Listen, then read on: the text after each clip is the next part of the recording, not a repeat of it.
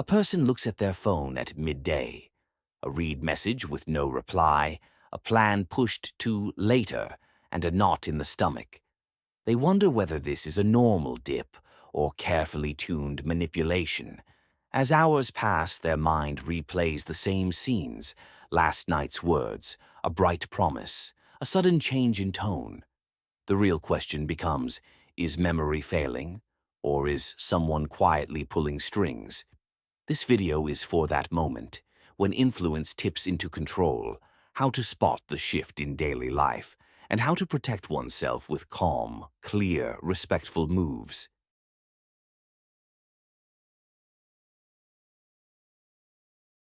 The person knows influence is natural. People persuade and negotiate. Manipulation differs in intent and method. The intent is to steer behavior without awareness. The method is ambiguity, guilt, fear, or reward-punishment swings. In healthy influence, information is clear, boundaries are discussable, and both people remain subjects. In manipulation, information blurs, boundaries soften, and the target slowly becomes an object. It rarely arrives as one big event. Manipulation is often small but repeated, topic shifting, minimizing, just joking jabs, or long debates launched with, "You remember wrong." Rather than guess intent, the person learns to watch observable behavior. Patterns tell the truth. They notice a familiar loop. First the hook, a rush of attention or a glowing future picture. Then tension, delayed replies, last-minute cancellations, vague talk. Just as doubt peaks, a tiny reward drops, a compliment, a warm message, a small gesture. The brain follows intermittent reward, so the person yields more tolerance for the chance of the next high. Like a slot machine, the reward comes, sometimes, which keeps the chase alive. The turning point is simple. When the person sees they are attached to randomness, not reliability, the loop begins to loosen. After conflict, the person may meet days of cold distance or sudden silence. Sometimes that's a cool-off for self-regulation, with a clear return time. But when the return time is always vague, every boundary request is labeled too sensitive, and simple plans keep sliding. It signals silent manipulation. A good question emerges. When and how do we resume? In a healthy pause, both agree on a re-entry cue. In manipulative silence, time stretches, and guilt grows while responsibility shrinks.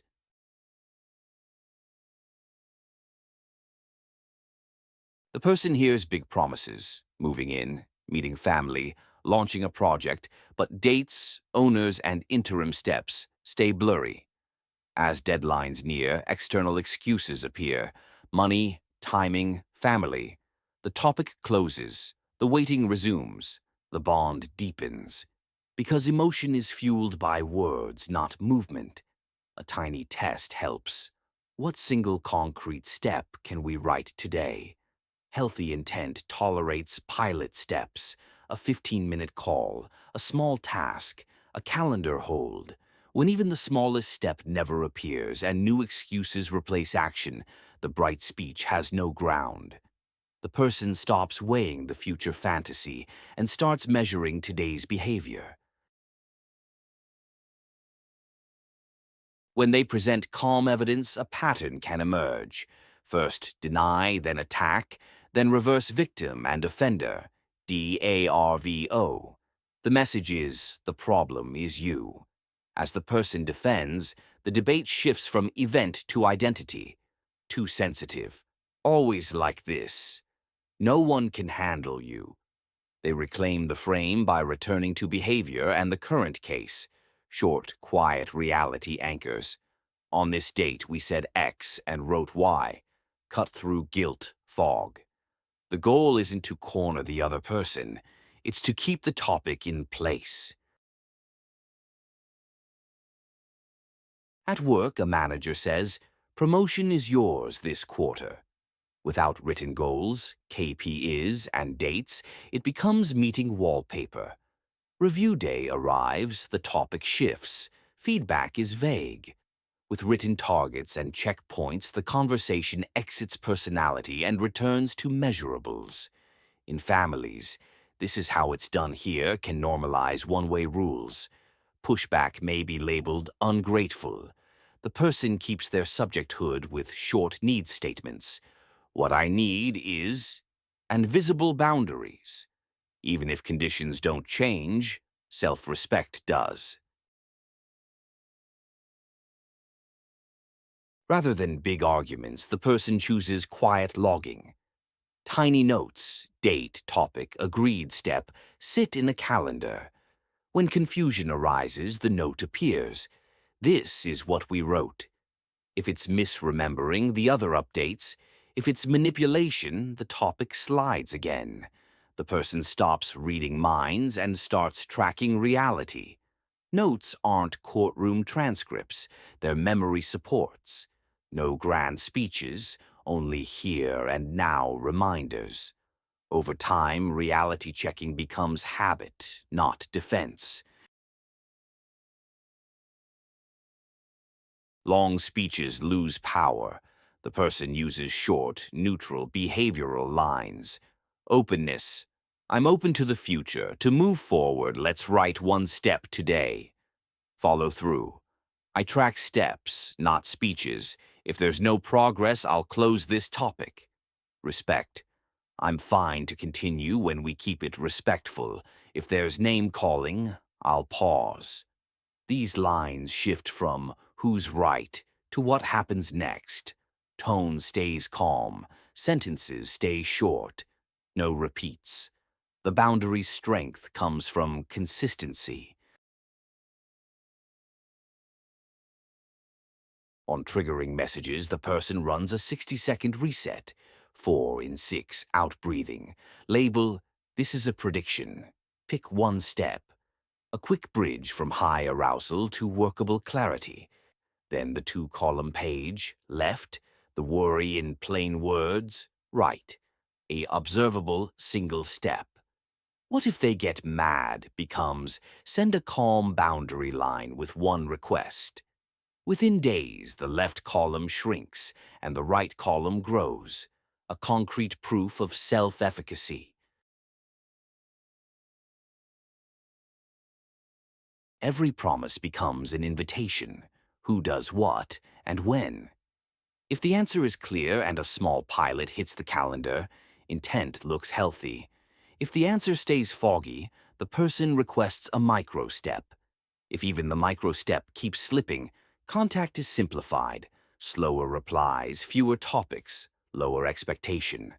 The 3-repeat rule protects them. After 3 delays on the same theme, it's a pattern, not a coincidence. Investment aligns with behavior. Sometimes low contact is enough. Sometimes ending is healthiest.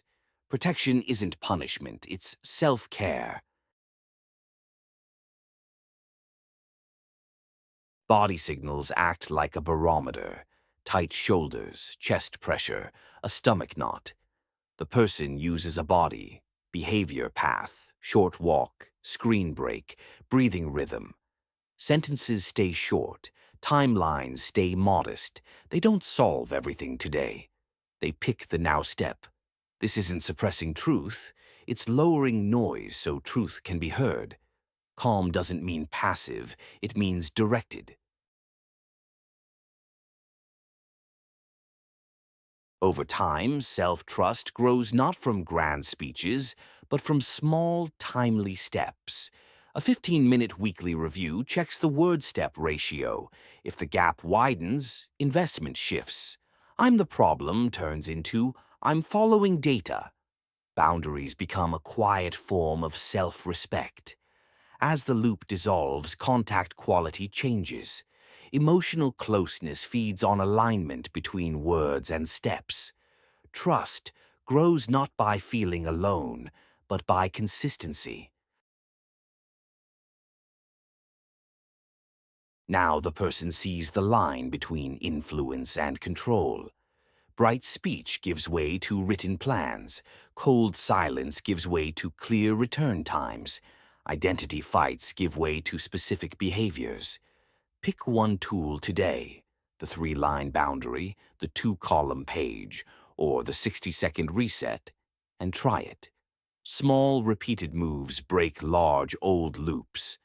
Because the best relationship is the one where both people remain subjects.